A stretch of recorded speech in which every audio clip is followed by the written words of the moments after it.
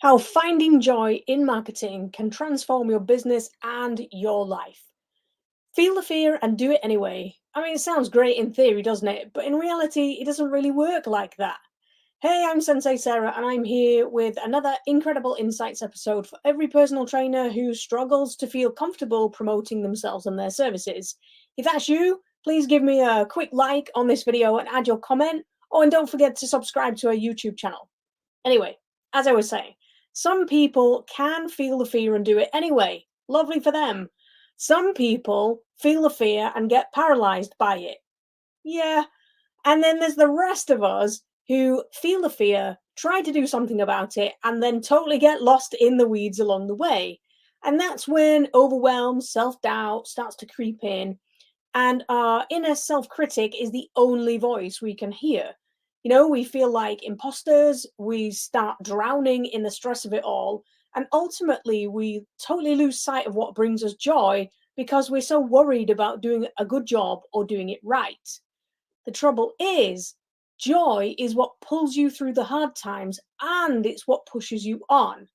Well, let's face it, I never imagined at the age of 46 my business world would revolve around seven fictional characters that I rely on to help guide and inspire me. I mean, it just sounds so ridiculous, doesn't it? I mean, imaginary friends, they're for kids, right?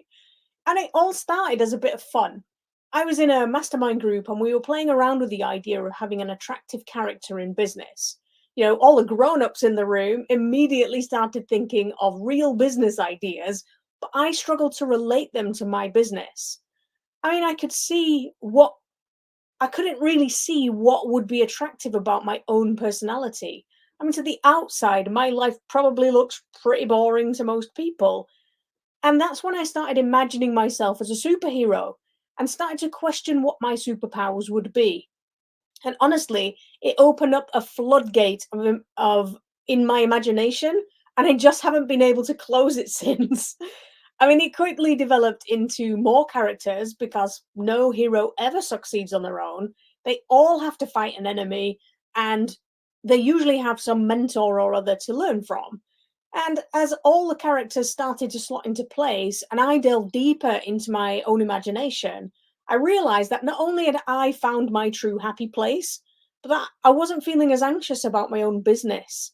But it wasn't until later I realized each of the characters represented part of my own personality, and that every time I started feeling worried or got too bogged down in the weeds of whatever task I was stressing about, I could totally lean into their world and would instantly feel calmer.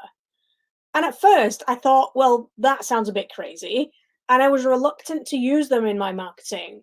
But I started reading about more about different personality traits and realized that as a highly sensitive introvert, escaping into my imagination is actually quite normal.